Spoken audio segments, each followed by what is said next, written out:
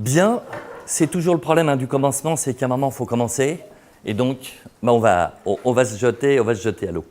Alors, pour cette conférence que j'ai intitulée Nao, le robot, rencontre Kahneman, Knecht et Piaget, eh bien, l'objectif que je vais relever, ça va être de vous présenter deux recherches originales que j'ai conduites avec mes collègues de mon laboratoire, où nous allons utiliser le robot Nao pour valider un certain nombre d'hypothèses théoriques. Donc là, on a affaire à deux recherches en psychologie à la fois cognitive et développementale sur deux domaines. Alors, le premier élément, c'est qu'effectivement, Nao n'a absolument jamais rencontré ni Kahneman ni Knecht, et c'est une rencontre qui est née de mon imagination. Et je vous sens néanmoins un petit peu perplexe parce que apparemment, je parle de Kahneman, je parle de Knecht comme si c'était des personnalités complètement connues de tous. Et donc, je vais vous les présenter et je comprends complètement que vous ne les connaissiez pas. Alors, on aura également après, bien sûr, je ferai la rencontre avec Piaget. Ça, c'est un peu plus dans un institut de formation des maîtres. C'est un auteur qui est beaucoup plus connu. Là aussi, je vous rassure, il ne l'a pas rencontré. Alors, on va maintenant, ces remarques liminaires étant faites et indiquant qu'effectivement ces rencontres n'ont eu jamais lieu, eh bien, je vais passer rapidement pour vous présenter qui sont ces trois personnages. Je vais prendre un temps un tout petit peu plus, je vais détailler un tout petit peu plus, au moins pour les deux premiers, dans la mesure où Kahneman, c'est à la fois un personnage dans le domaine de la recherche qui est particulièrement connu, dans la mesure où c'est à la fois un psychologue et un économiste. Donc là, on lit déjà deux domaines un peu étonnants. Professeur à l'Université américaine de Princeton et surtout prix Nobel d'économie en 2002. Alors pour ceux qui suivent la littérature et les prix Nobel, ça peut dire quelque chose, mais je comprends bien qu'on puisse suivre d'autres actualités que celle-ci. Alors, Kahneman va avoir pour caractéristique d'avoir lancé, développé, et c'est le prix Nobel a récompensé en partie, non seulement bien entendu des travaux théoriques en économie, mais il a développé une nouvelle discipline qu'on appelle l'économie expérimentale. Alors, qu'est-ce que l'économie expérimentale ?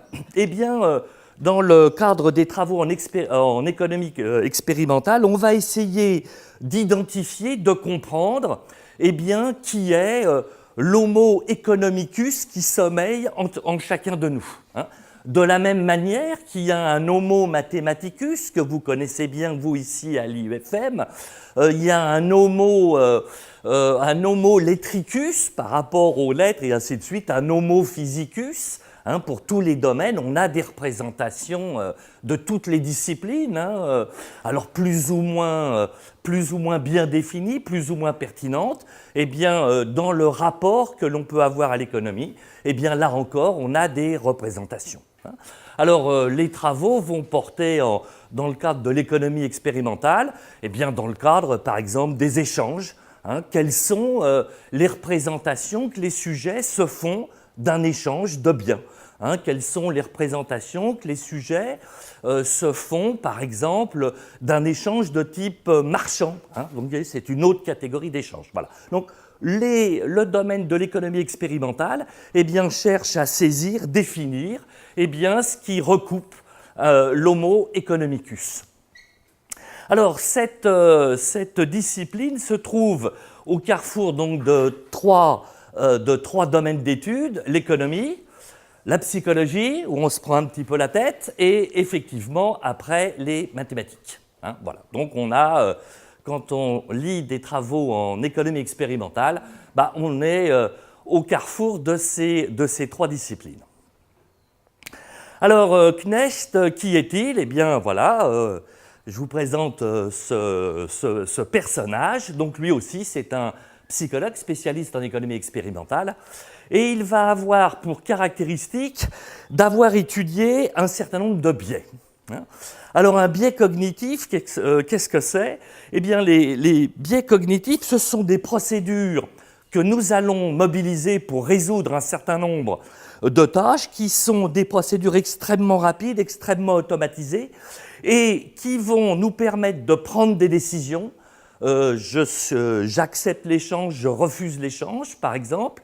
Et comme elles sont automatisées, comme elles sont des procédures extrêmement rapides, eh bien, elles vont faire l'économie d'une analyse rationnelle eh bien, de la décision que l'on va prendre. Donc c'est une des caractéristiques. Et quand on cherche à comprendre eh bien, le fonctionnement humain, il est tout à fait nécessaire d'intégrer le fait eh bien, que l'on va, dans un grand nombre de cas, dans le cadre de la prise de décision, par exemple, non pas raisonner de manière rationnelle, mais en s'appuyant, vous voyez, sur ces biais, sur ces espèces de routines qui nous permettent de décider extrêmement rapidement. Alors, après, la question, c'est est-ce que nos choix sont rationnels?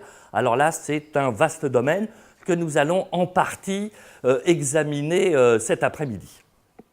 Alors, le biais que Knecht va particulièrement étudier, c'est ce qu'on appelle l'effet de dotation, et je vais vous expliquer ce que recoupe cette notion.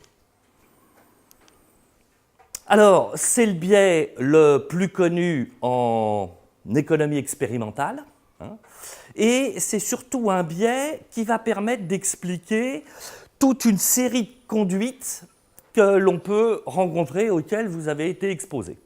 Alors, il y a une que j'aime bien présenter, c'est la situation de la file d'attente. Alors, la situation de la file d'attente, on est dans une file d'attente particulièrement longue, et passé un certain temps, la question qui va nous assaillir, c'est est-ce que je reste, vous voyez, ou est-ce que je pars? Vous voyez que c'est intéressant, on a vu l'économie expérimentale, les maths, la psycho et tout, mais on retombe, oui, sur des choses de la vie quotidienne. Or, cette question-là, on se l'est tous posée, et la réponse est assez simple. On se dit, oui, mais si je reste, je vais rester encore combien de temps? Et si je pars, tout le temps que je suis resté à attendre, il est perdu. Voilà. Donc, on est pris, vous voyez, dans ce dilemme. Bon, donc c'est une situation, vous voyez, complètement écologique, qui n'a rien du tout d'expérimental, auquel on est tous confrontés, et que l'on va pouvoir expliquer par un mécanisme qui est tout à fait proche de l'effet de dotation. Donc on peut expliquer ce questionnement et pourquoi, très souvent, quand on est pris dans cette file d'attente, on va avoir tendance à rester. Alors, pas toujours, mais majoritairement, c'est ce qui se passe. Alors, il y a une deuxième situation aussi qui est tout à fait classique, c'est lorsque l'on a un bien et qu'on le vend. Alors, lorsqu'on a un bien et qu'on le vend, la vente ayant eu lieu, psychologiquement, ce qui va se passer, c'est que très très rapidement, on va dire « j'ai bradé mon bien ». Voilà, c'est-à-dire qu'on n'a jamais vendu assez cher. Et alors que lorsque vous vendez un bien, ce bien, il a une valeur qui se définit par le marché. Et donc, si vous le vendez au prix du marché, vous allez pouvoir retrouver exactement le même bien au même prix. Mais vous voyez, psychologiquement, comme c'est notre maison, notre appart, on ne l'a pas vendu assez cher.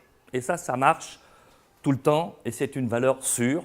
On pourra, là encore, l'expliquer par le mécanisme, par un des mécanismes qui opère et qui, derrière l'effet de dotation.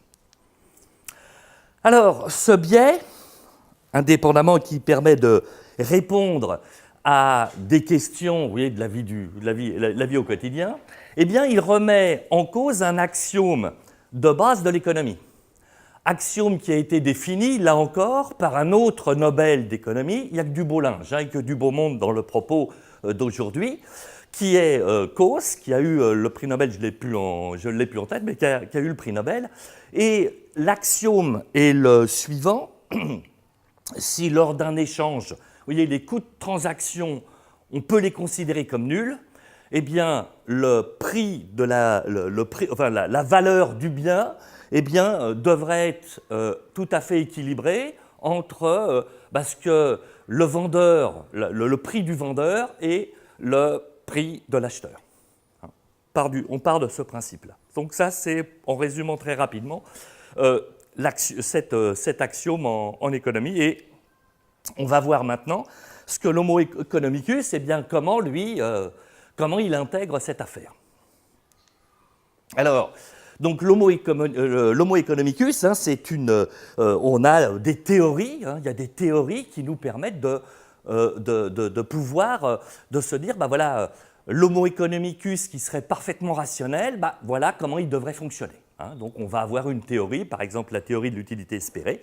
Hein, bon, je ne vais pas rentrer dans ces détails, hein, mais il y a une théorie qui nous permet de dire, voilà, le sujet qui serait rationnel, voilà comment il devrait prendre ses décisions par rapport à des situations d'achat, de vente, d'échange. Là, c'est un petit coup d'œil et un petit clin d'œil plutôt à mon collègue de Paris 8, qui était Bernard Maris, à qui il est arrivé quelques petites bricoles.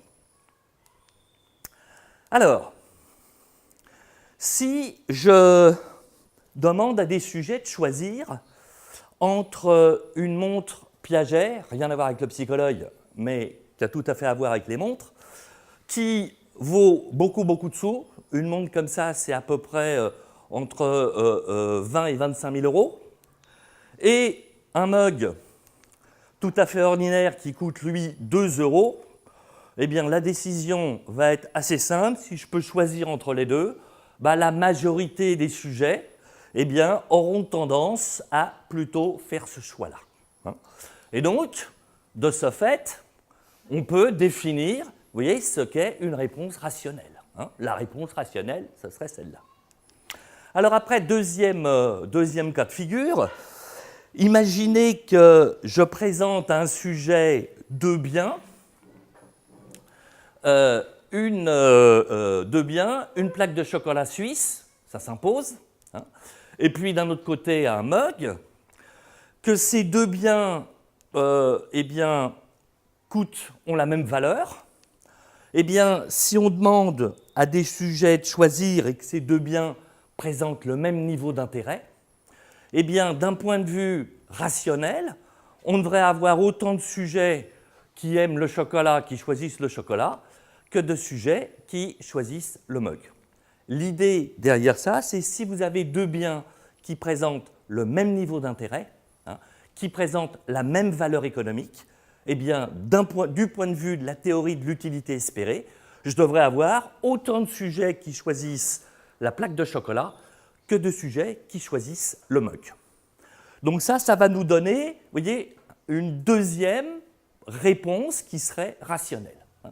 Lorsqu'il y a un coût différent, eh bien, la théorie de l'utilité espérée fait l'hypothèse que le sujet irait vers ce qui a la plus grande valeur, et dans le cadre où j'ai deux biens qui ont le même niveau d'intérêt et la même valeur économique, eh bien, je devrais avoir une distribution qui serait équivalente. Donc ça, c'est, vous voyez, le cadre théorique. Alors maintenant, quand on a un cadre théorique, nous les psychologues, voilà, on a travaillé avec les économistes nous expliquent voilà ce qui doit se passer dans la tête du sujet. Alors nous, on est extrêmement dubitatifs, on leur dit oui, c'est très très bien, mais ce qu'on veut voir, c'est pour de vrai. Voilà. Alors si on veut voir ça pour de vrai, on monte une expérience, et là, on va voir ce que ça donne pour de vrai. Alors c'est là où notre ami Knecht, le second personnage que je vous ai présenté, va intervenir. C'est que lui, il va transformer ce cadre théorique, eh bien, il va l'éprouver d'un point de vue expérimental. Et donc, pour ce faire, il va prendre trois groupes de sujets. On prend trois groupes de sujets. Les sujets présentent les mêmes caractéristiques. Et pour le premier groupe de sujets, il va dans un premier temps leur demander de choisir entre deux objets. Donc, on reprend le mug, on reprend la plaque de chocolat, parce que ça, on sait que ça marche bien. Et on essaie de voir le niveau de préférence.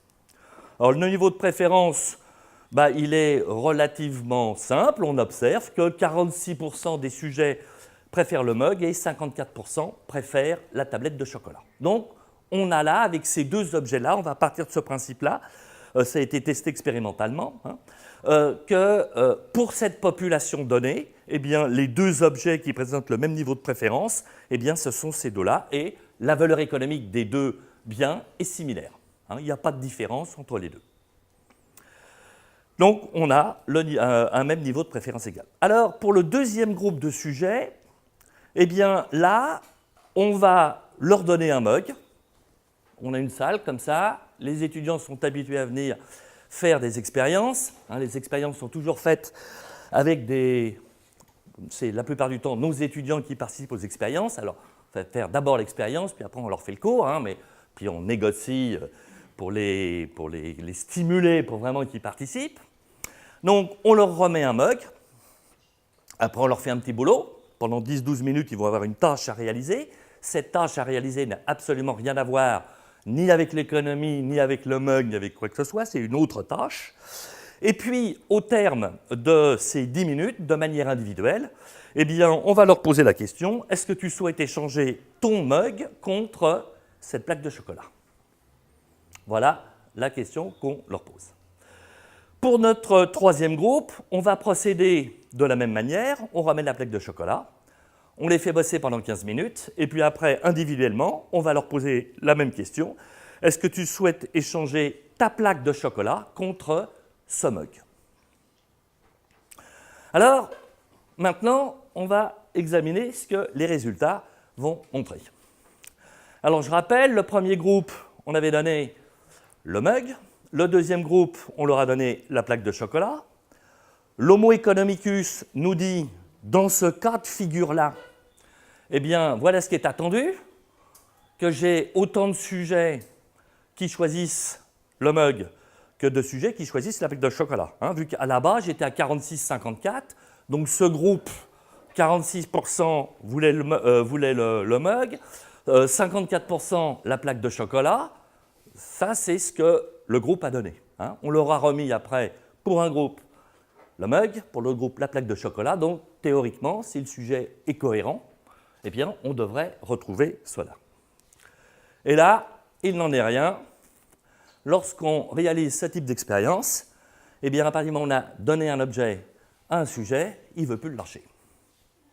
Voilà. Et donc, on se retrouve, vous voyez, que majoritairement, les sujets conservent l'objet qu'on leur a donné. Et donc, de ce fait, la réponse est totalement irrationnelle. C'est-à-dire que précédemment, j'ai autant de sujets qui, je leur demande, est-ce que tu préféras? Il y en a 50% qui me disent je préféras.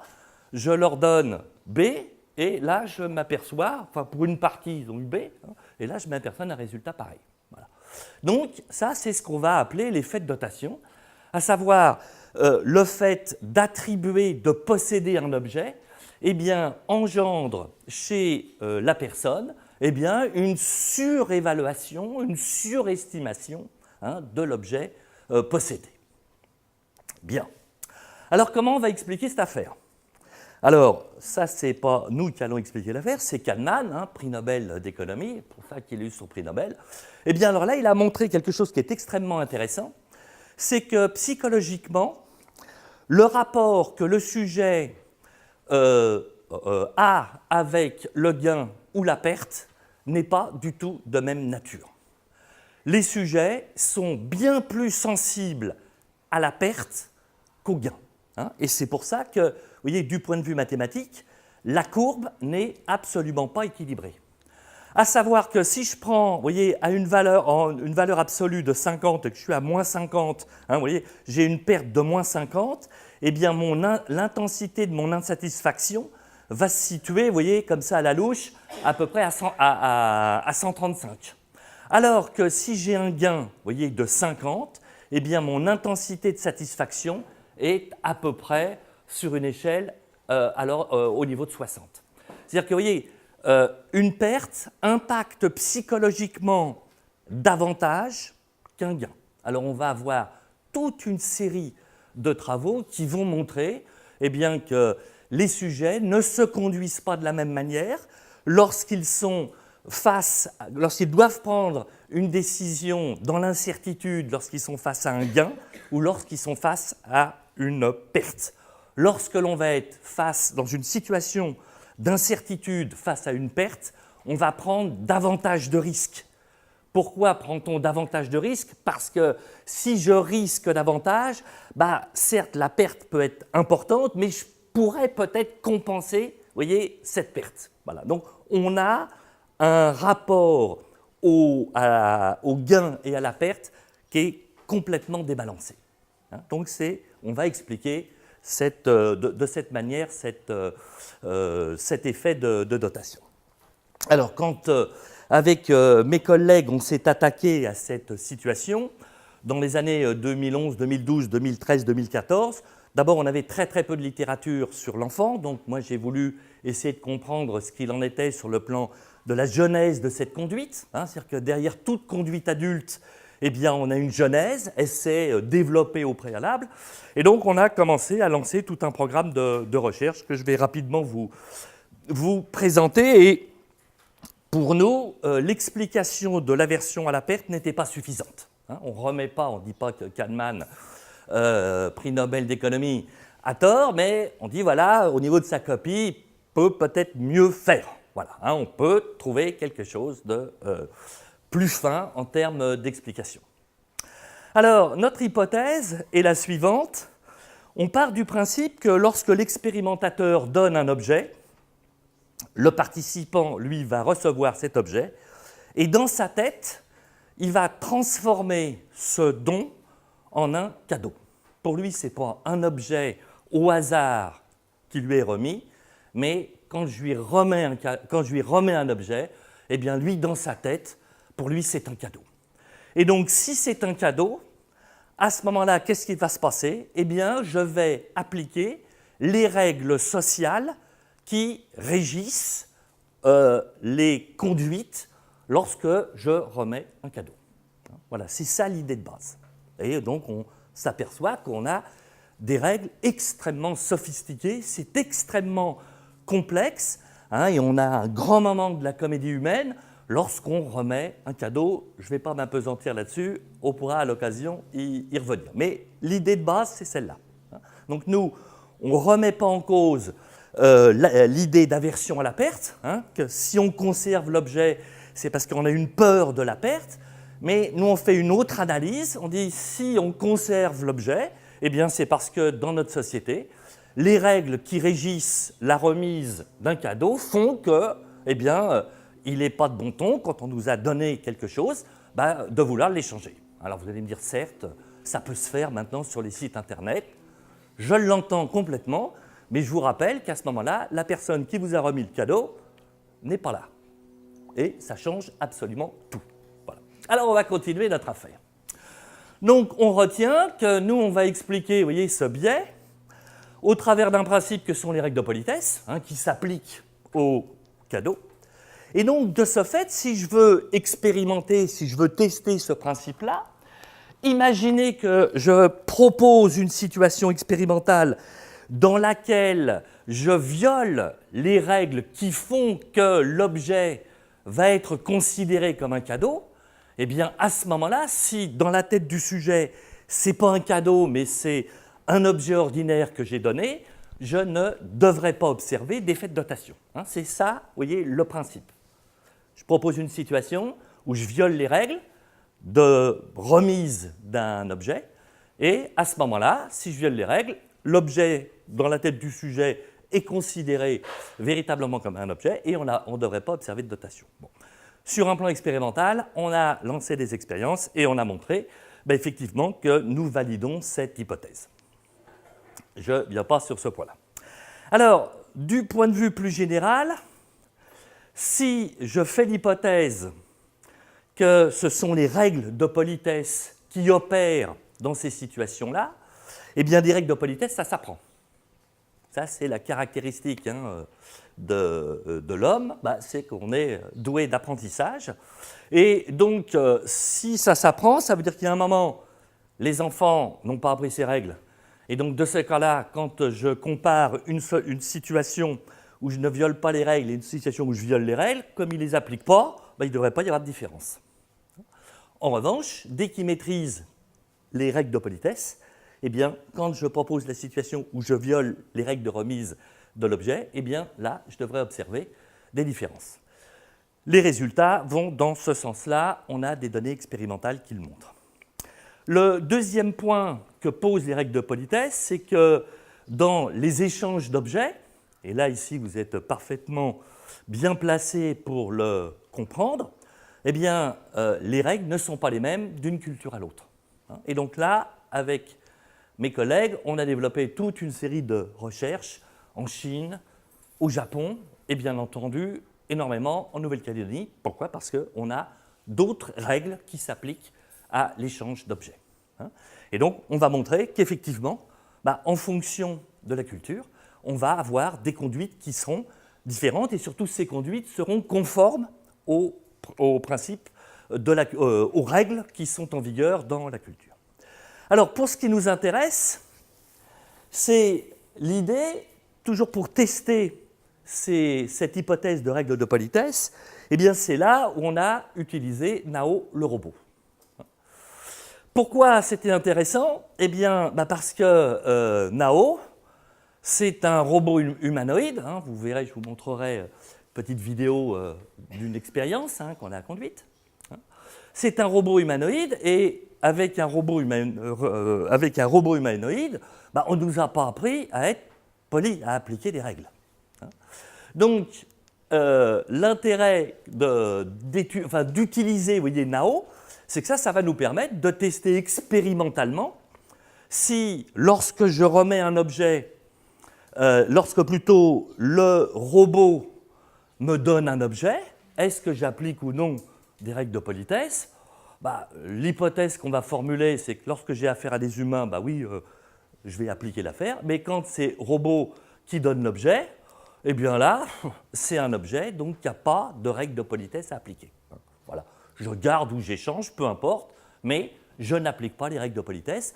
Et ce que je devrais observer, c'est-à-dire que dans cette situation-là, eh bien, les sujets devraient donner une conduite rationnelle, à savoir effectivement 50-50, ou quelque chose assez proche de ça. Vous voyez? Donc là, le robot nous sert, à valider expérimentalement une hypothèse théorique. Alors, pour ce faire, on a commencé par faire une expérimentation chez l'adulte, parce qu'avant de démarrer avec l'enfant, il faut mieux démarrer avec l'adulte, surtout quand on utilise un robot, parce qu'un robot, ça marche toujours très très bien. Puis quand vous êtes avec le robot et dans la situation expérimentale, vous voyez que, certes, les robots peuvent nous rendre de grands services, mais il y a encore du boulot avant que ça marche véritablement très très bien.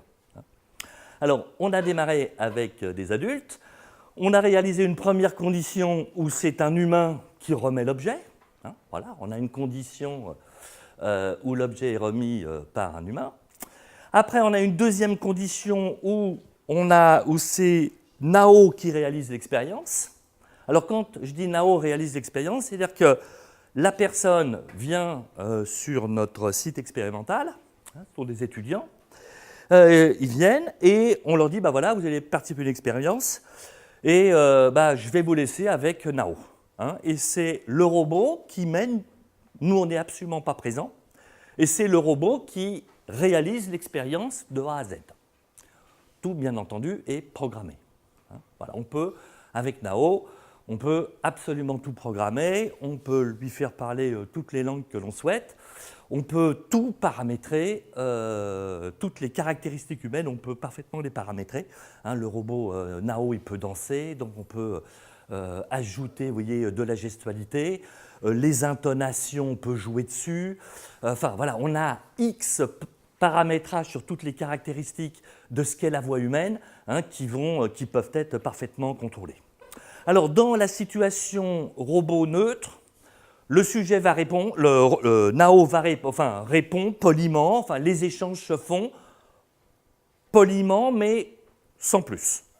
Et puis, on a une troisième situation, où là, on a essayé de définir ce qu'on appelle, nous, un robot social, c'est-à-dire que le robot va être paramétré de manière à faire comprendre au sujet qu'il est, lui aussi, il attend, il y a un respect à avoir. Enfin, on fait en sorte que l'on crée des conditions pour, vous voyez, activer les règles de politesse. Hein, ouais, dans notre idée, c'est dans une situation, on reproduit la même condition que la condition humaine, hein, mais on a donc un échange qui est relativement neutre, et dans l'autre, on force un peu plus le talent, hein, pour voir si on arrive à le déclencher. L'idée étant ça. Si j'arrive à déclencher, c'est-à-dire que je joue sur le bon facteur. Donc les hypothèses, bon, elles sont simples. Dans le cadre de la relation homme-homme, ben, je dois observer un effet de dotation. Pourquoi? Ben, parce qu'on applique des règles de politesse. Dans le cadre du robot neutre, ben, un robot c'est une machine, donc je n'ai pas à me comporter, je n'ai pas à appliquer de règles de politesse auprès des robots. Et l'idée était que lorsque le robot, lui, va inciter, va faire en sorte que, eh bien, on est dans une relation beaucoup plus proche que celle d'un humain, eh bien là, on devrait observer un effet de dotation. Alors, là, ce qu'on va faire, c'est, je vais lancer une petite vidéo. Donc ça, c'était un pilote que nous avions réalisé. Donc, avant de se lancer sur l'expérience, ben, on réalise, vous voyez, un petit pilote, un petit sondage pour ça. Donc, on a amélioré après l'expérimentation, mais normalement, si je clique... Voilà, donc je vous présente mon collègue Iris, qui conduit les experts, qui m'aide à recueillir les résultats. Donc là, il vient juste de me dire qu'il faut que je vous fasse signer, parce que souvent j'oublie, un formulaire de consentement. Là, donc vous remplissez tranquillement. Pour dire que vous êtes volontaire pour participer. Vous êtes en L2? Oui, L2 psycho. D'accord.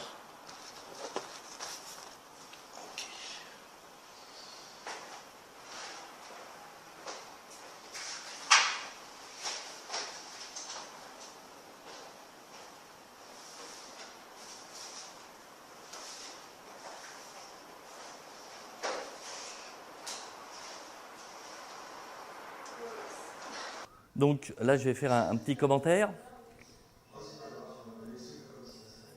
C'est qu'on peut tout programmer et laisser faire, et Nao gère tout. Hein. Ce que l'on fait, c'est que nous, on est dans une autre salle, et malgré tout, on contrôle un peu l'opération, parce qu'avec Nao, on a des problèmes, vous voyez, d'intensité vocale pour qu'ils comprennent bien. Et si par hasard, vous voyez, on a un petit peu mangé quelques mots, il ne comprend plus trop, et après, on a tout le truc qui part en vrille. Donc, on préfère être derrière. Vous laissez continuer. Ok, merci. Le stylo, je vous le laisse pour un peu devant pour un questionnaire. Donc, juste une chose avant que je parte, enfin, je vais attendre juste à côté. Il est un petit peu sourd. Donc, si vous posez une question, il ne faut pas hésiter à parler bien fort, d'accord? Okay. Et aussi, il a tendance à s'endormir pendant les expos. D'accord. Donc, s'il s'endort et que vraiment vous avez besoin de le réveiller, parce qu'à un moment où vous remplissez un questionnaire et tout ça, c'est possible que là, c'est qu'il s'endorme à ce moment-là. Si vous avez fini, vous le réveillez, c'est pareil, vous parlez bien fort. Dites, vous pouvez dire ce que vous voulez, réveille-toi, je suis là, etc. Il va finir par se réveiller. D'accord? Je vais éteindre ça, je vous laisse tranquille, et puis bon courage, à tout à l'heure.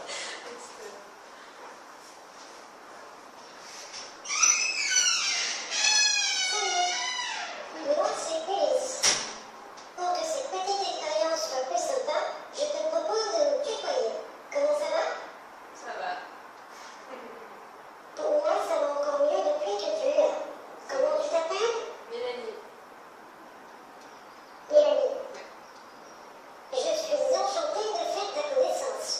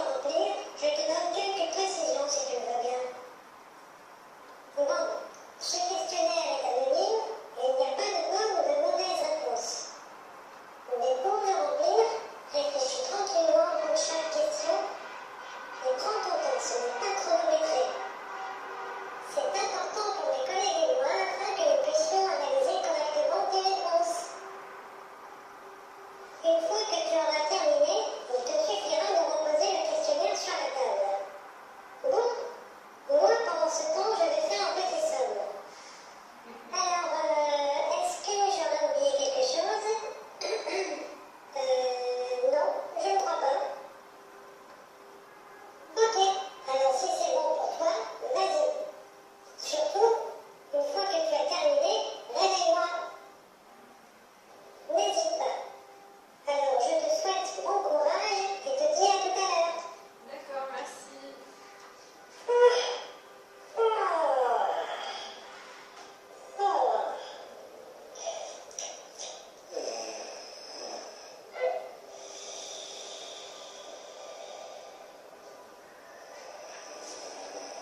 Donc l'idée de cette tâche de masquage, c'est de laisser le sujet, le participant, avec un temps suffisant avec l'objet, hein, l'objet qu'on lui a remis. Parce que nous, on part du principe que quand on donne un objet, le sujet a bien saisi qu'on le lui donnait, mais ce n'est pas du tout sûr que le participant, lui, ne pense pas que ce n'est pas tout à fait vrai. Hein. Donc, expérimentalement, il a fallu pour ça que, vous voyez, on lui dit, tu remets l'objet dans ton sac, c'est à toi, pour que véritablement le sujet soit au clair sur ça.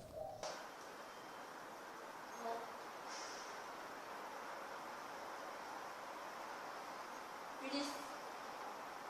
Non.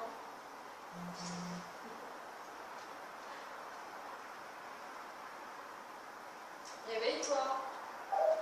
Tu as déjà terminé? Oui. Super, merci beaucoup. De rien. Tout à l'heure, je t'ai fait un cadeau et ça m'a fait plaisir. Au début de notre entrevue, je t'ai fait un cadeau. J'espère que tu l'apprécies. Bon, maintenant, juste pour savoir, échangerais-tu mon cadeau contre quelque chose d'autre? Par exemple, contre l'objet que je te montre maintenant?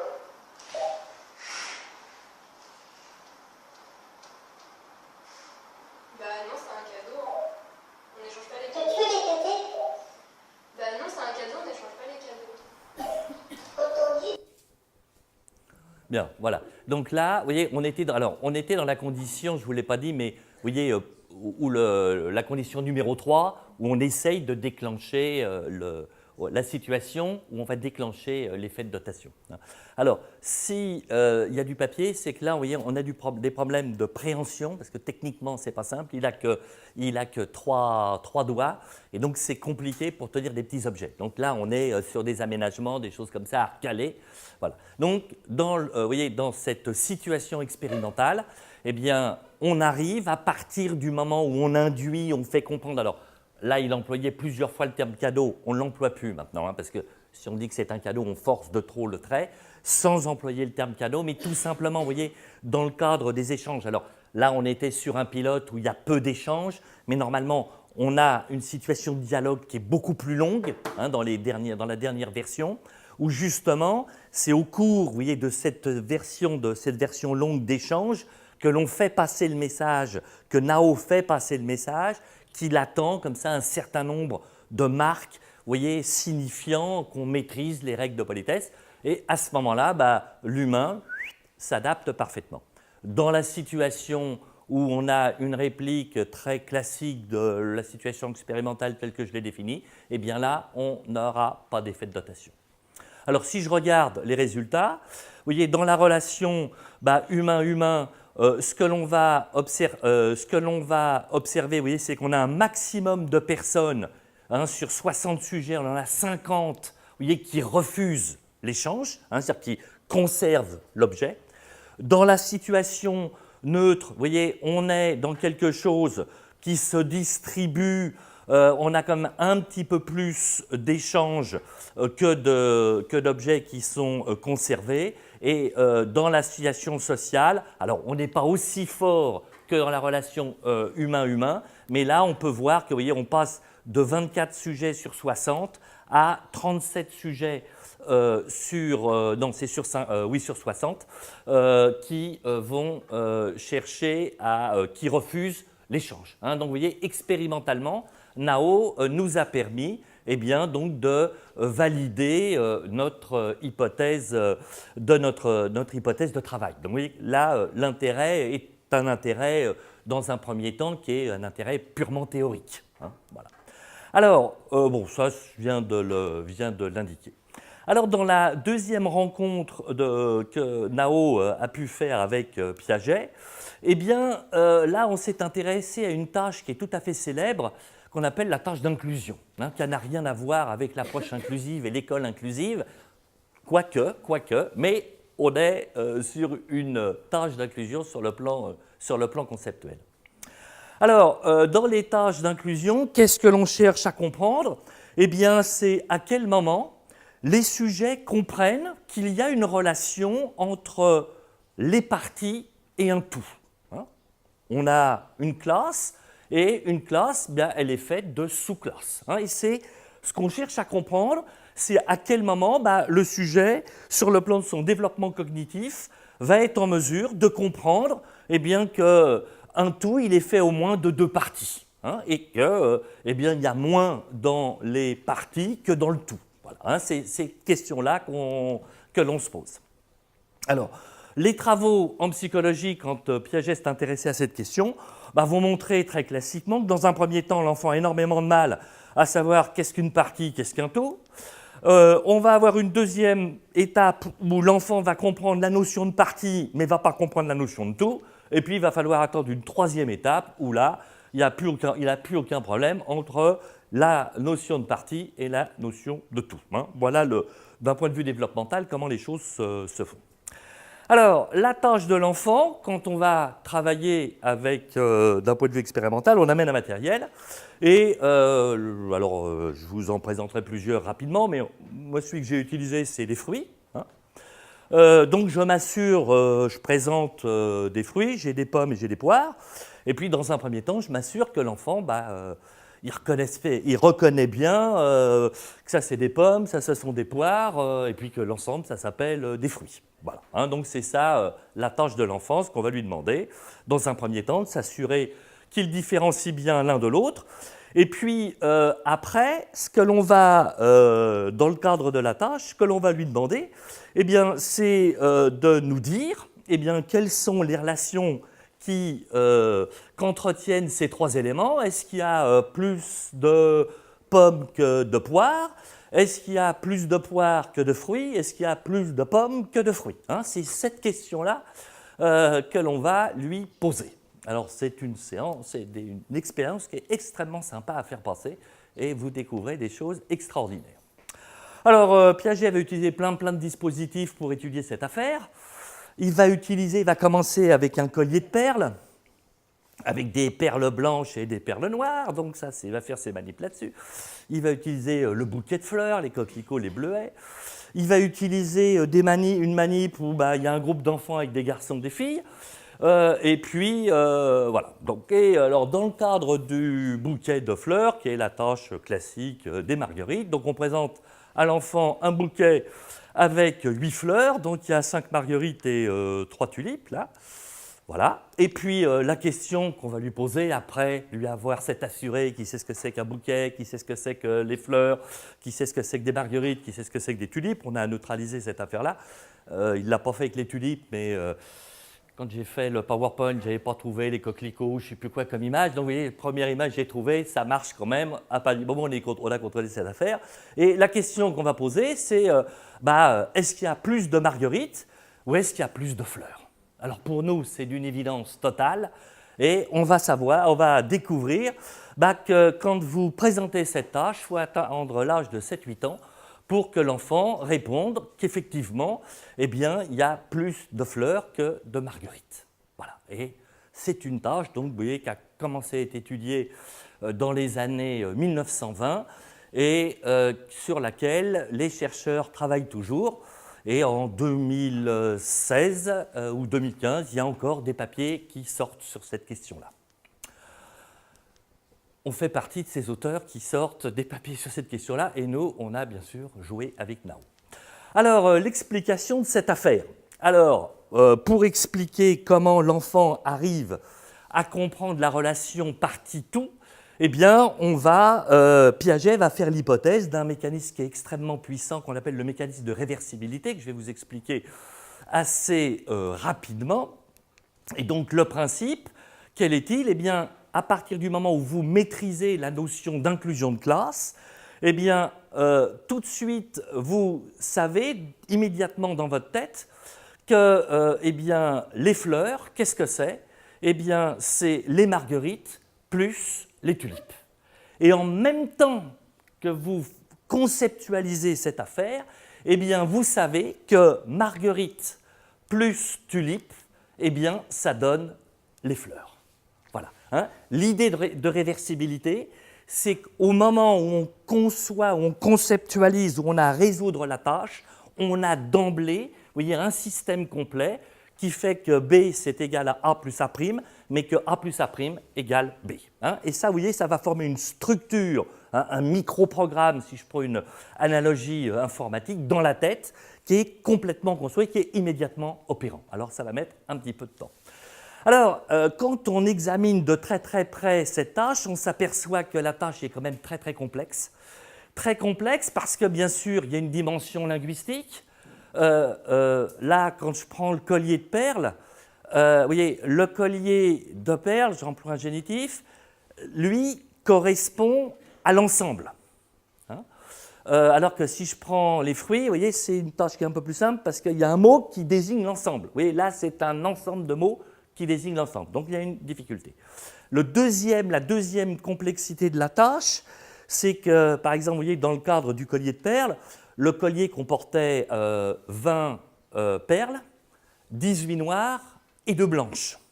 Et donc, vous voyez, sur le plan perceptif, si je demande au sujet est-ce qu'il y a plus de perles noires que de perles, la difficulté, c'est que d'un côté, vous voyez, vous avez de manière très très prégnante, il y a une grosse masse, vous voyez, de perles noires. Et donc, sur le plan perceptif, on sait que là, vous voyez, on induit, c'est complexe, cette affaire-là, à cause du point de vue perceptif. Alors, après, on est revenu avec des nombres, vous voyez, qui étaient moins discriminants, comme j'ai fait, moi, 5 et 3, vous voyez, on a moins cet effet-là. Mais, donc, il y a un problème comme ça.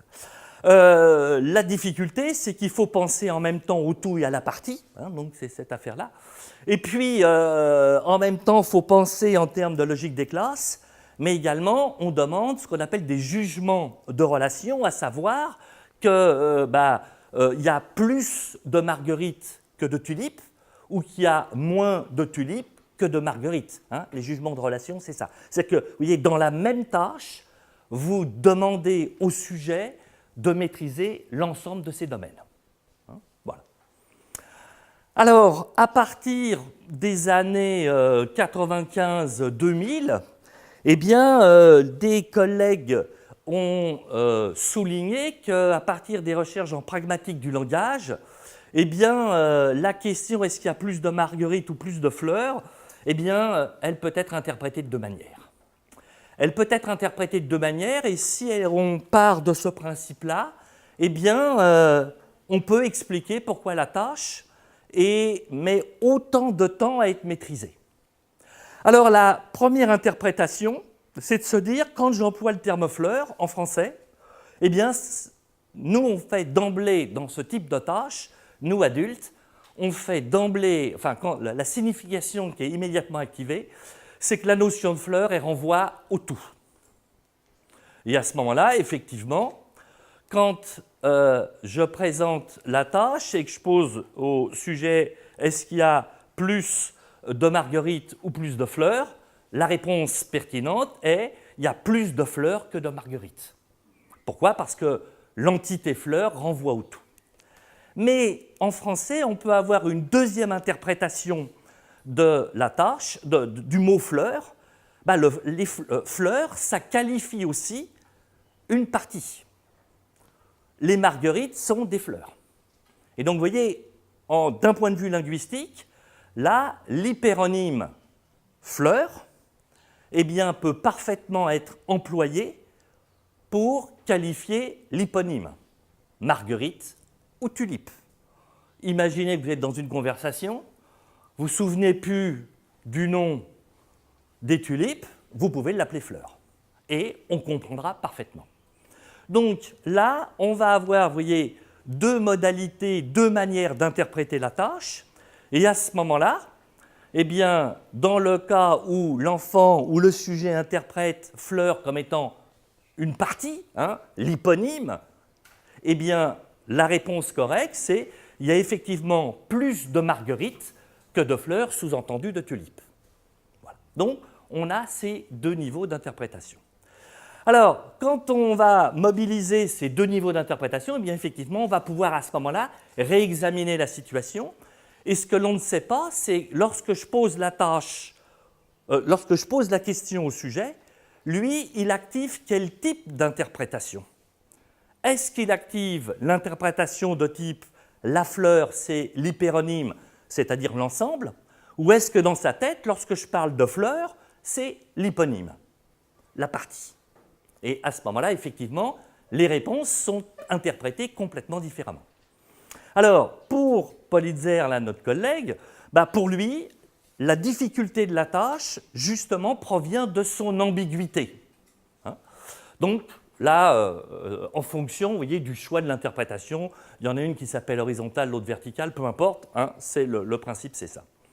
Le deuxième point, c'est que les élèves à qui on pose cette tâche, eh bien, ils sont à l'école, et ils sont à une période où ils commencent à travailler sur les jugements de relation, et l'enfant comprend très bien que lorsque je propose cette tâche, qu'est-ce que je cherche à évaluer? Sa capacité à faire des jugements de relation. Je lui demande de comparer deux entités, les marguerites versus les tulipes, et c'est quelque chose auquel il est habitué. De surcroît, quand on fait passer la tâche à l'école maternelle, c'est un moment où on va commencer la numération, donc on est habitué à faire ces exercices-là, et donc vous voyez, les habitus scolaires vont être quelque chose qui peuvent peser sur l'interprétation que le sujet se fait de la tâche. Qu'est-ce que le barbu, en l'occurrence moi, lui demande quand je réalise ça? Eh bien, il veut savoir si je sais comparer, et je vais lui montrer que je sais très bien comparer. Il veut savoir si je sais compter, je vais lui montrer que je sais bien compter. Voilà. Et donc, vous voyez, l'idée est celle-là. Alors, en plus, en français, comparer, vous voyez, la classe à la sous-classe ne se fait jamais. Ça n'a aucun sens de comparer une classe à la sous-classe. Dans les habitudes scolaires, on compare toujours les deux sous-classes. Pourquoi? Parce qu'on fait des jugements de relation. Voilà. Et donc, par nature, la classe, il y a toujours plus d'éléments dans la classe que dans la sous-classe. Donc ça, vous voyez, cette question-là, si je pousse à l'extrême, elle n'a fondamentalement aucun sens. Alors c'est là où arrive Nao, pour nous aider à trancher cette question. Alors nous, on va faire l'hypothèse qu'avec Nao, les performances vont être meilleures. Pourquoi? Eh bien, pour la raison suivante, c'est que poser une question qui n'a pas de sens, c'est impossible avec un humain, mais c'est possible avec un robot. Voilà. Parce que poser une question qui n'a pas de sens, pourquoi ce n'est pas possible? Parce qu'immédiatement, l'enfant en face, il me dit, s'il me pose cette question-là qui n'a pas de sens, ça veut dire qu'il y a un lézard. Donc, il faut que je trouve quelque chose qui corresponde. C'est-à-dire que, vous voyez, dans l'interprétation que le sujet va faire de la consigne, il y a le contenu, mais également, vous voyez, il se demande si la question est pertinente, et si elle est posée par un adulte, c'est sûr qu'elle est pertinente, et on doit trouver, même si cette question me paraît aberrante, il faut que je lui serve quelque chose qui soit cohérent et cohérent avec l'habitus scolaire. Donc, vous voyez, le sujet va surinterpréter cette situation-là. Alors, le travail qu'on a réalisé, c'est ce qu'on appelle, on a inscrit l'expérience du robot, alors la tâche, je vais vous l'expliquer, que l'on va confier à l'enfant, ce qu'on appelle dans le learning by teaching, l'apprentissage par l'enseignement. C'est-à-dire qu'on va demander à un enfant d'enseigner une notion. On le met en situation d'expert, nous on fait l'hypothèse qui maîtrise la notion, hein, en l'occurrence c'était ça notre hypothèse, on a de la littérature qui montre quand même que la tâche est ambiguë et ainsi de suite, et nous on dit non, non, il doit le savoir, c'est la question de l'ambiguïté. Donc on va le mettre dans cette situation, et donc la notion est supposée maîtrisée, hein, donc moi quand j'allais chercher les gamins, alors je leur avais présenté robot, Nao, paf, tout ça, et quand j'allais les chercher dans la classe, un par un, je leur expliquais, je leur dis voilà, je suis embêté, je suis en train d'apprendre une notion, je suis en train d'apprendre qu'est-ce qu'un fruit, qu'est-ce qu'une pomme, qu'est-ce qu'une poire, à Nao, et puis moi j'y arrive pas. Donc j'ai besoin que tu viennes me donner un coup de main pour lui apprendre. Je pense que ça marchera mieux avec toi. Et donc les gamins venaient, paf, ils passaient devant Nao. Nao faisait toute l'expérience. Et je vous montrerai un petit film, et l'enfant interagissait avec lui pour lui faire comprendre que les poires, les fruits, ça fonctionne comme ça. Alors ce qui était très très bien, c'est que vous voyez, quand vous faites une expérience, un des problèmes, nous, que l'on rencontre, il faut éviter que les sujets communiquent les uns avec les autres, pour éviter qu'ils soient tous dans le même état, hein, par rapport à la tâche. Et alors là, en revanche, ce qui était bien, c'est que quand ils me communiquaient, moi, ils me renforçaient, vous voyez, la position d'expert. Ils revenaient en classe, ils disaient « Ah ben non, non, il n'y a pas moyen, il n'arrive pas à bien comprendre. » Donc, l'autre qui venait derrière, il était motivé comme ce n'était pas permis, et donc, vous voyez, je n'avais même plus à faire passer ma tâche, tout le monde était au clair qu'il fallait apprendre à Nao à comprendre quelque chose. Alors, bon, la situation de learning, bon, ça, c'était juste pour le montrer. Alors, du point de vue de la littérature, ce qui est intéressant de savoir, c'est quand on a demandé, vous voyez, à des enfants de qu'est-ce que c'est que l'intelligence et tout, très très rapidement, dès 4 ans, les enfants sont en mesure de savoir qui est supposé être intelligent. Hein, donc ça vient extrêmement tôt. Dès 4 ans, l'enfant sait qu'une machine, elle est bête et qu'un humain est intelligent. Hein, donc sur ces points-là, ça vient très très tôt. Le deuxième élément, pareil, si on pose la question en termes de compétences, c'est on a des résultats tout à fait similaires. Donc, vous voyez, là, on est dans une configuration où l'enfant sait très très bien qui est intelligent de qui ne l'est pas. Alors, les travaux qui ont été conduits dans ces situations de learning by teaching montrent d'une part que les enfants interagissent très très vite avec le robot, que ça pose absolument aucun problème en termes d'interaction, vous le verrez sur le petit film. Hein, qu'il n'y a pas de crainte, qu'il n'y a pas de machin, il n'est pas gelé, il n'est pas... Enfin bon, ça marche, et ce, quelle que soit la personnalité du robot. Hein. On a tout un tas d'expériences, hein, il y a un gros papier qui était sorti en 2013, où on jouait, vous voyez, sur différents types de personnalités. Peu importe la personnalité du robot, l'enfant interagit, il lui apprend ce qu'il faut lui apprendre. Donc, vous voyez, il n'y a véritablement pas de difficulté du point de vue relationnel. L'élément qui est tout à fait fondamental, c'est quand vous êtes en interaction avec un robot, il n'y a pas de jugement.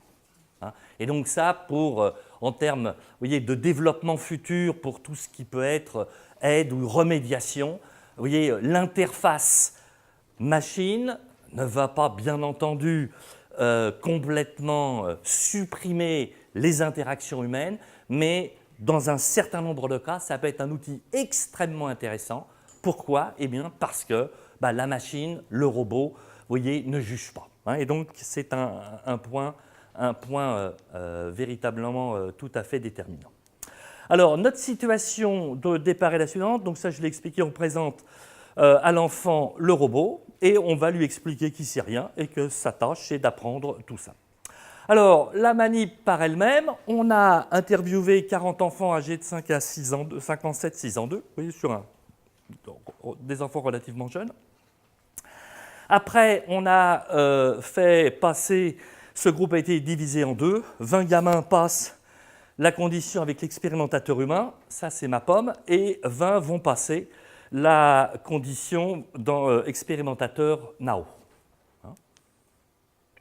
Alors, on utilise d'un point de vue technique ce qu'on appelle la technique du magicien d'Oz, à savoir que le robot est commandé à distance. C'est juste ça. Hein. Parce qu'avec les enfants, vous voyez, on a un champ de possibles dans le cadre des interactions qui est beaucoup plus important. Et donc, il faut qu'on prévoie toutes les boîtes de dialogue pour pouvoir répondre quand il file dans un domaine qu'on n'avait pas anticipé, pour le ramener à la tâche.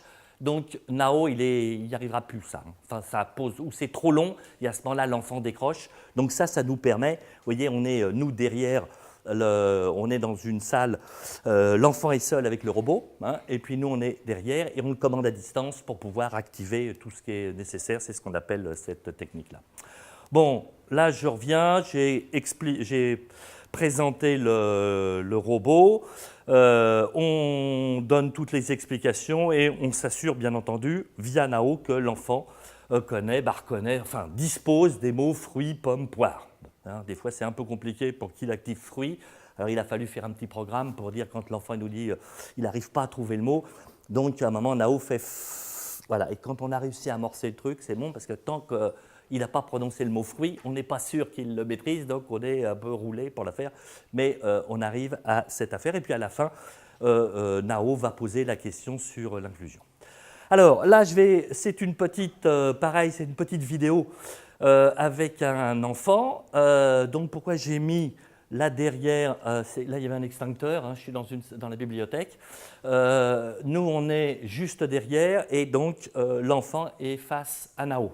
Alors vous verrez de part et d'autre, il y a j'ai dû utiliser des dictionnaires pour poser les fruits parce que bon, Nao, il est de temps en temps maladroit, paf, s'il me fout le fruit par terre, vous voyez, c'est problématique parce que le but, c'est quand on réalise l'expérimentation, il n'y ait pas d'humain avec lui. Hein, voilà.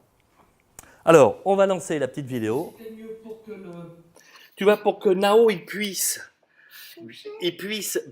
bien montrer, pour que Nao il puisse bien montrer ce qu'on veut. Tu vois, on a préféré le surélever, parce que sinon, tu vois, il y a des fois, on ne sait pas trop ce qu'il demande. Tu vois, donc là, c'est plus simple, comme ça, on est plus sûr du coup. Alors, je t'approche bien, tu connais tout, tu sais lui expliquer, tu parles bien fort, tu l'écoutes, c'est bon. Allez, Sullivan, c'est parti. Bonjour, maître. Je m'appelle Brubetta. Veux-tu être mon professeur? Je ne sais absolument rien. Je suis en train de découvrir le monde. D'ailleurs, j'ai l'impression d'être très bête. Il faut que tu m'apprennes plein de choses. Es-tu d'accord? Oui. Toi, tu sais des choses pas vraies? Oui. Sais-tu compter? Oui. D'accord. Moi, je ne sais pas compter. Et sais-tu écrire? Oui. D'accord. Moi, je ne sais pas écrire. Quand tu m'expliques, il faut que tu sois très précis. Rappelle-toi, je ne sais rien. Quand on aura fini le travail ensemble, pourras-tu me dire si j'ai bien compris? Je vais te poser plein de questions. Parle bien fort s'il te plaît car j'ai du mal à comprendre. Mets-toi bien devant moi pour me parler. D'accord? Oui. Es-tu prêt? Oui. Alors maintenant, qu'est-ce que c'est, ça? Une poire. Qu'est-ce que c'est, ça? Une pomme. Donc c'est une poire.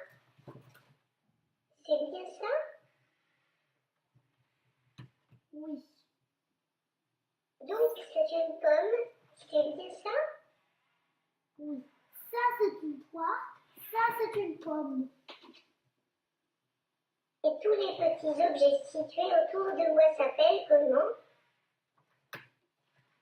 Des poires et des pommes. Et comment appelle-t-on les pommes et les poires?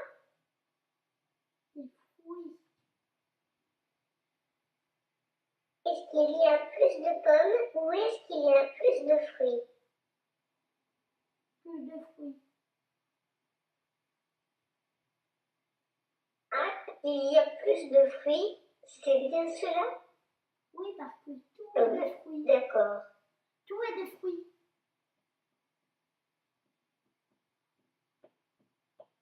Donc il y a plus de pommes que de fruits. C'est bien ça? Non. Si ce n'est pas ça, alors je n'ai pas compris. Il y a donc plus de pommes que de fruits. Non, il y a plus de fruits que de pommes. Il y a plus de fruits parce que, petit robot, tout est des fruits, ok? Bon, maintenant, je sais ce qu'est une pomme.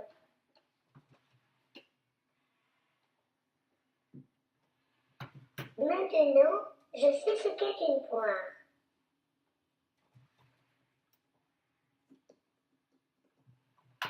Maintenant, je sais ce que sont des fruits.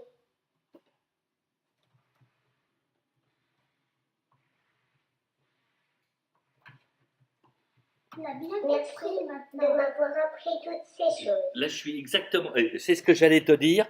Là, tu lui as bien expliqué, mais il y a un élément qui était très fort quand tu lui as expliqué, c'est que tu lui as. Bon, là, je faisais un petit commentaire sur l'affaire. Donc, ce qu'on va voir, vous voyez, dans la petite séquence, les gamins sont très, très vite pris dedans. Hein, et donc, là, on montre bien, le gamin, il doit avoir, je crois, 5 ans, 6, vous voyez, qui maîtrise parfaitement les deux notions. Puis qu'à un moment, il est obligé de. Enfin, il leur fait une petite synthèse. Voilà, tout est des fruits et il faut que tu comprennes quand même, hein, depuis le temps que je t'explique. Voilà. Bon, on reste aimable, mais ferme quand même sur les prix.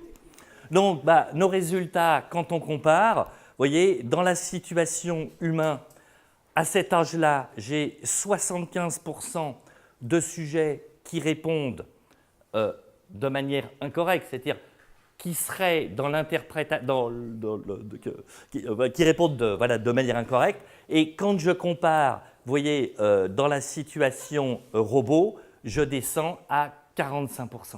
Hein. Donc là, on montre que l'utilisation, grâce à l'utilisation du robot, on montre, vous voyez, que la maîtrise de la notion d'inclusion de classe est bien plus précoce qu'il n'y pensait, et que lorsque, vous voyez, je mets l'enfant dans une situation où je vais désambiguiser, c'est-à-dire la désambiguisation, là, vous m'avez compris, vient tout simplement du fait que l'enfant admet qu'on puisse poser une question incongrue. Voilà. Et que comme c'est un robot qui ne comprend pas bien, eh bien, si lui il pose une question où il y a cette difficulté d'interprétation, l'enfant est capable, vous voyez, de répondre complètement à ce que l'on attend. Lorsque je suis dans la relation humaine, ils se disent l'humain, lui, ne peut pas poser des questions qui n'ont pas de sens, et donc il faut que je trouve une réponse qui est compatible avec la tâche. Hein. Donc, voilà, on a un résultat là qui est tout à fait intéressant. Alors, première étude, on va conforter ce que les travaux de la pragmatique du langage vont montrer, hein, que lorsque l'on met les situations lorsqu'on met les sujets dans une situation véritable d'enseignement par l'apprentissage, parce que vous voyez, l'intérêt avec la machine, c'est que le robot, Nao, il ne sait rien, et là c'est une véritable, vous voyez, il y a un sens à cette situation, de lui apprendre des choses, eh bien, les ambiguïtés à ce moment-là linguistiques sont levées, et donc l'enfant répond majoritairement, hein, de manière tout à fait significative, eh bien, à la réponse posée, et non pas il va non pas répondre à la question à laquelle il penserait que l'expérimentateur avait formulée. Voilà ce que... donc ça, c'est des papiers qu'on a sortis sur ces questions-là. Et donc, je voulais vous remercier pour votre attention sur ces deux expériences. Oui, je peux poser une question. Par rapport à cette conclusion, est-ce que ça rejoint ce que l'on appelle en pédagogie le rapport de savoir par rapport au rapport au savoir? Le rapport au savoir, c'est effectivement des enfants qui ont des difficultés par rapport à l'émotion. Le rapport de savoir, c'est ce que l'enseignant attend de lui. C'est-à-dire le comportement, c'est-à-dire ses habitudes. C'est pour ça que quand on fait, par exemple, on demande à un enfant qui n'était pas à l'aise dans une classe, si tu veux, je te change de classe, non, mais je sais ce que le maître ou la maîtresse attend. Voilà. Donc ça, c'est un élément. Voilà. Alors, dans cette situation-là, c'est ça la difficulté. C'est-à-dire que l'enfant répond non pas à la question, mais à la question qu'il présuppose être posée. Voilà. Et dans les situations de la vie de tous les jours, c'est extrêmement difficile parce que c'est en même temps, vous voyez, cette capacité que l'on a d'anticiper sur ce que l'autre pense est en même temps une compétence extrêmement efficace pour nous permettre d'avoir des réponses adaptées. Hein, c'est qu'ils sont des experts du décodage de l'implicite. Voilà. Hein. Mais en même temps, ça peut parasiter l'affaire. Oui. Mais ça, c'est possible que si l'enfant a eu un apprentissage, je veux dire, là, c'est des enfants de 5-6 ans, c'est ça? Mais avant ça?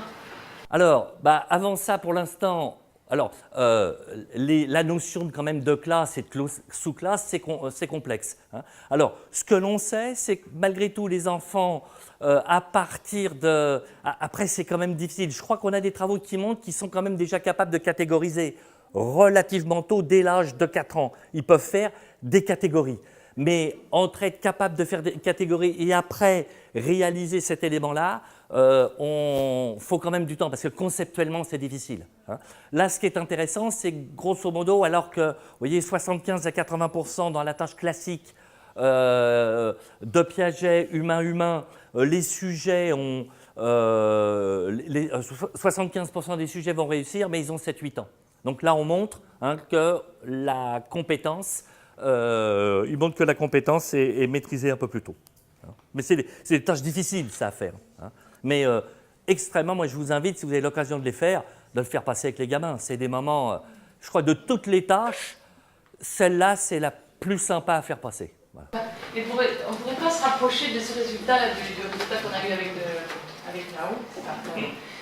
En ayant une relation homme-homme avec des enfants du même âge, hein, mais en formulant différemment la question.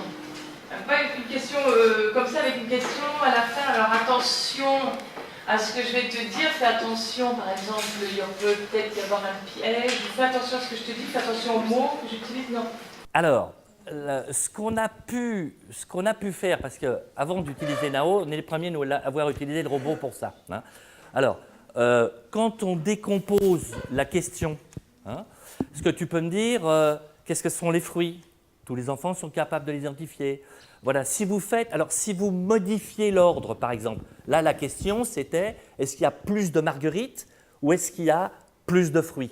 Si, par exemple, je commence par dire est-ce qu'il y a plus de tulipes ou plus de fruits? Est-ce qu'il y a plus de marguerites? Voilà, là, on va observer que la qualité des réponses diffère. Hein. Donc, pour rentrer dans votre... Là, on a des travaux qui vont montrer que c'est possible. Voilà. Mais si on veut véritablement coller à la tâche, pour l'instant, Nao, c'est ce qui se fait de mieux pour y arriver, hein, pour désambiguiser. Oui? Est-ce qu'il est envisagé d'utiliser le robot pour l'effet de dotation chez l'enfant? Alors, on pourrait... Oui, tout à fait, ça serait intéressant. Alors, là, ce serait une expérience intéressante à faire, complètement. Pour l'instant, on n'a pas encore eu le temps de le tester. Pour l'instant, on l'a fait uniquement chez l'adulte. Mais ce serait intéressant d'observer, effectivement, d'avoir le parallèle, hein, de montrer que ça se construit de la même manière. Oui, non, on ne l'a pas encore fait, mais ce serait une bonne situation expérimentale.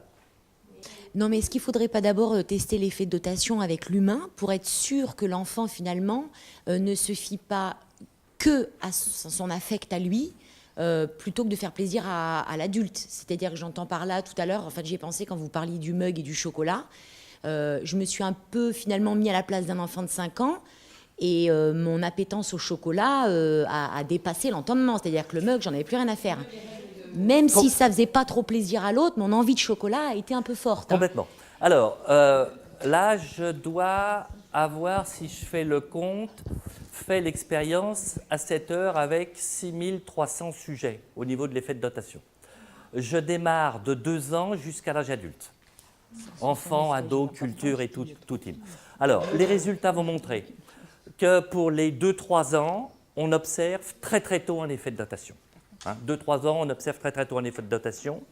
Lorsqu'en revanche, je compare dans la situation classique, lorsque, vous voyez, je vais remettre l'objet en faisant comprendre au sujet que ce n'est pas un cadeau. Du style, voilà, je suis devant vous, je dis, bon voilà, je vais vous donner un objet, Bon, qu'est-ce que je vous donne? Donc, je prends ça là. Oh, oui, tiens, il me reste ça. Bien. Bon, allez, je vais vous donner ça. Et puis après, je vous fais faire la tâche. Puis après, je vous demande individuellement ce que vous voulez échanger ou pas. Bon, là, je viole les règles de politesse, à savoir que quand quand on fait un cadeau, on ne file pas le truc dont on n'a plus envie. Hein, voilà. Ou si on le fait, c'est pas présenté comme ça. Hein, je ne dis pas que ça ne nous arrive pas de refiler les regards, mais vous voyez, c'est-à-dire on la joue autrement. Hein. Donc, quand je fais ça, eh bien, chez des 3 ans, il y a un effet de dotation. C'est-à-dire, comme ils ne maîtrisent pas encore les règles afférentes vous voyez, à la remise de cadeaux, dans la situation standard ou dans la situation où je viole les règles de politesse, il n'y a pas de différence. Dès 4-5 ans, là, je l'observe. Dans la situation standard, j'ai un effet de dotation. Et dans la situation où je viole les règles de politesse, je n'ai plus d'effet de dotation. Après, 6, 7, 8, 9, 10, 15 ans, jusqu'à l'âge adulte, on a un effet de dotation. Ce qu'on n'a pas fait, c'est avec Nao, parce que là aussi, vous voyez, on renforcerait la puissance explicatrice. Voilà. Oui. Moi, je voudrais parler de la perception de l'enfant concernant l'intelligence chez l'humain ou chez le robot. Oui. Vous avez montré un graphique, diagramme, oui. Qui montrait que quand c'était avec l'humain, il y avait plus de réponses erronées. Oui. Et avec le robot, moins. Et en fait, si l'humain joue le scénario de la personne qui sait vraiment pas... qui lui dit, écoute, moi je ne sais vraiment pas la différence, est-ce que tu veux m'expliquer? Est-ce que ça ne changerait pas la donne? Ah, alors, là, ça serait aussi une bonne situation expérimentale. Toute la difficulté, c'est qu'il va falloir s'assurer que l'enfant ait bien compris qu'effectivement, celui qui est en face de lui ne sait rien. Vous voyez? Après, c'est le problème vous voyez, du niveau de... le terme ne me vient pas. Quand j'ai commencé les expériences à la fac avec des adultes, à l'université, on ne vous a jamais fait un cadeau de votre vie. Bon, je commence les premières expériences, je leur distribue tout, je fais la tâche et tout, je passe la phase de prise de décision individuelle. Mes premiers résultats, tout le monde échange. Je dis, qu'est-ce qui se passe? Bon, donc, vous voyez, ça veut dire 30 sujets de flingués, 30 objets de flingués. Vous voyez, résultat des courses, c'est pas bon, parce qu'on n'avance pas sur ta affaire. Le copain qui était prof, là, discute avec les étudiants, et les étudiants disent, mais nous, on n'a jamais cru qu'un prof pouvait nous filer quelque chose. Voilà, bon, oui, donc, réponse spontanée, c'est-à-dire que la situation est tellement incongrue, vous voyez, que ça ne peut pas marcher. Donc, de ce fait, on a modifié, vous voyez, l'expérience en disant, je te le remets, il est à toi, et tu vas le mettre dans ton sac. Bon, vous voyez, après, même si je suis prof, ça va être difficile de dire, tu me refiles. Et oui, il faut faire le sac de tout le monde, là, ça va être un peu compliqué. Donc, vous voyez, on a après ce problème, c'est que quand nous, on donne, et ça, c'est valable, j'allais dire, sur l'ensemble des consignes, c'est que quand je donne une consigne, est-ce que le sujet croit à ce que je viens de dire? Or là, on a très très peu de... Vous voyez, on a beaucoup de mal à valider ce point-là. Alors on fait l'hypothèse que, comme je lui ai dit, c'est vrai. En l'occurrence, moi, j'ai plein de situations où ce n'était pas le cas. À partir du moment où, vous voyez, j'ai insisté, j'ai donné des éléments. Alors même quand maintenant je réalise l'expérience, je leur dis attention, ce qui va se produire ne se reproduira plus jamais dans votre vie. Vous voyez, j'insiste lourdement pour cette affaire. Et là, ça marche. Sinon, non, on pense que, vous voyez, oui, je te le donne, mais je le récupère après. Voilà. J'ai l'impression que ce que disait la collègue derrière, ça se passe quand même assez naturellement chez les enfants, notamment quand on parlait d'inclusion et vous disiez attention, je ne parle pas des enfants en situation de handicap, mais justement, moi je trouve que ça se passe assez naturellement d'enfant à enfant quand on est d'un enfant ordinaire face à un enfant en situation de handicap. Cette capacité de se dire que l'autre ne peut pas savoir et du coup que l'enfant se mette en situation d'expliquer comme à quelqu'un qui est non savant, entre guillemets. Oui, argument tout à fait solide. Oui, donc ça serait intéressant peut-être de poser, d'essayer de voir effectivement en situation d'apprentissage par l'enseignement, hein, on reprendrait le même paradigme avec effectivement 2 statuts qui soient bien identifiés. Et effectivement, si ça pourrait être intéressant, ça. Ouais. Oui, ça serait à faire, ça. Eh bien, je repars avec déjà 2-3 expériences à monter, là. Et pour continuer sur la lancée, pourquoi pas aussi un enfant expliquerait à un adulte handicapé aussi. On pourrait le décliner, ça, à ce moment-là. Oui, ces choses-là, ça serait... voilà, oui, ça serait possible. En jouant sur ce statut-là, à partir du moment où le sujet reconnaît la différence, hein, de statut de savoir, normalement, on pourrait montrer, là, ça serait intéressant parce qu'on aurait plusieurs situations expérimentales qui valident, hein, que cette différence est reconnue. Et donc, s'il y a une différence de savoir, de niveau de savoir, à ce moment-là, une question qui est ambiguë, se trouve, le sujet l'interprète de manière tout à fait correcte.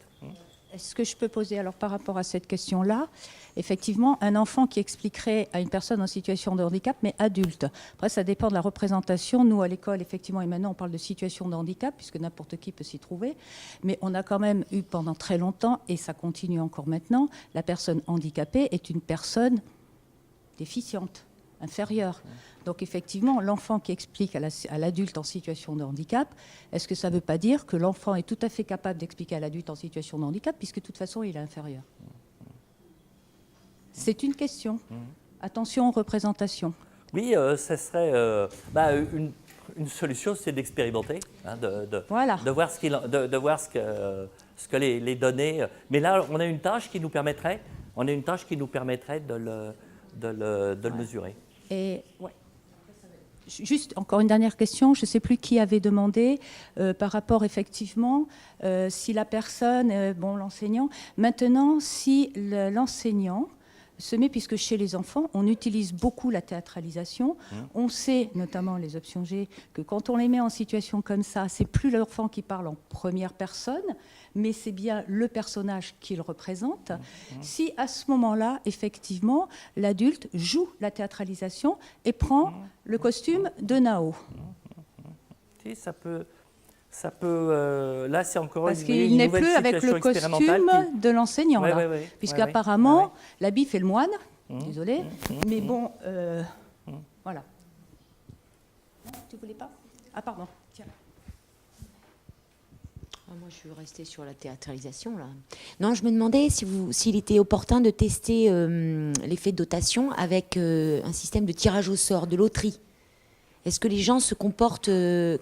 comment les gens pourraient se comporter? C'est-à-dire que c'est le sort qui m'a remis cet objet, le voisin en a un qui est quand même vachement mieux. Alors, quand les objets sont attribués au hasard, à ce moment-là, on n'a pas d'effet de dotation.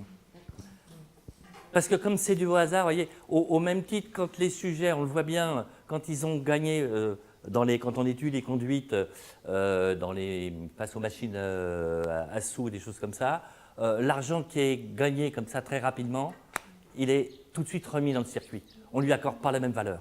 Hein. Alors que la somme qui a été acquise en transpirant un petit peu, à ce moment-là, voilà, on lui accorde un autre statut. Hein, donc on a de la littérature là qui montre ça.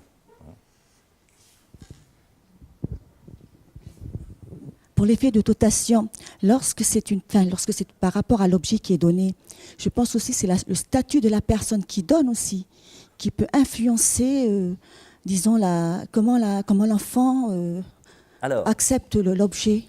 Tout à fait. Alors, c'est vrai que quand on prend l'ensemble des situations expérimentales dans la littérature, on est toujours dans des situations, entre guillemets, déséquilibrées. Hein, toutes les expériences ont été conduites, sont des profs qui donnent à des élèves. Hein, bien. Donc, on s'est posé la question de ce statut. Là, dernièrement, on a fait tourner une expérience, j'ai les résultats là, dans une SECPA, où c'est un élève qui, lui, remet l'objet. hein. Donc là, on se retrouve avec une situation qui est tout à fait équilibrée. Et les résultats montrent qu'on a un effet de dotation. Et ça, en même temps, vous voyez, de ce fait, ça va valider notre hypothèse que ce sont des règles sociales qui s'appliquent et des règles de politesse. Parce que, indépendamment du statut, qu'on soit, entre guillemets, supérieur ou inférieur, les règles sociales s'appliquent à tous. Hein.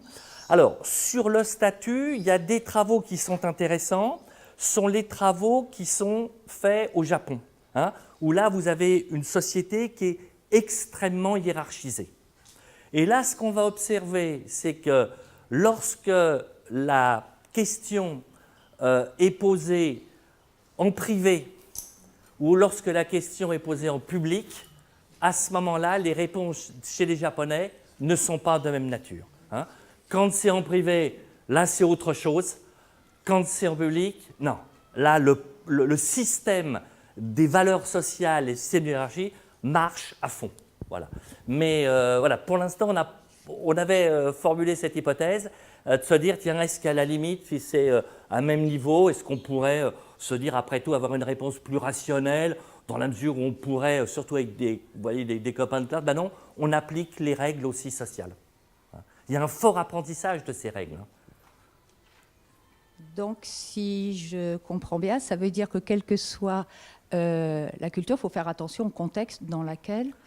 Alors là, je n'ai pas présenté les travaux dans le cadre de l'approche culturelle comparative, mais s'il y en a qui sont des accros de ces questions-là, je ferai la suite de cette question, le premier à l'université. Je présenterai là l'ensemble des recherches dans le cadre culturel comparatif le jeudi 1er juin à 17h. Moi, je me posais une question. Tout simplement, là, on parle de... La première expérience a été un échange. Ouais. Je pense aussi à l'effet de possession, qu'on a du mal toujours à séparer des choses. On a toujours tendance à conserver, garder. Et la séparation, c'est quelque chose de difficile pour un être humain. Donc la première situation, c'est un échange. Donc c'est vrai que bon, on fait un troc, ça peut marcher. Après, là, c'était rendre. Donc, rendre, mais là, il n'y a rien derrière. Enfin, je le vois, moi, comme quelque chose de vraiment narcissique. Non, c'est à moi, quoi. Je l'ai trouvé, il est à moi, tu me l'as donné et je ne le rends pas. Alors, ce que les études vont montrer, c'est qu'on peut formuler, vous voyez, la question en termes d'échange ou en termes de conserver. Hein, je peux dire, est-ce que tu acceptes d'échanger l'objet A contre l'objet B? Mais je pourrais aussi formuler la manière inverse. Est-ce que tu acceptes de...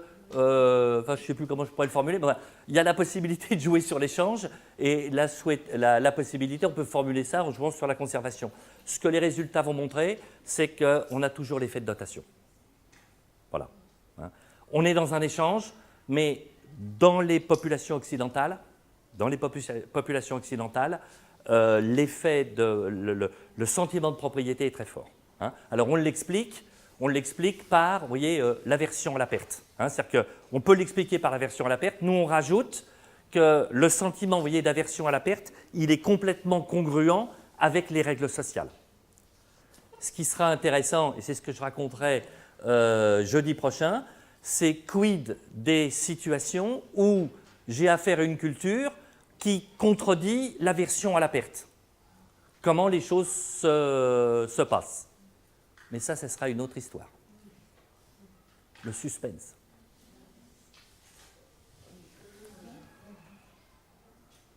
Bien. Ben, c'est moi qui vous remercie. Merci.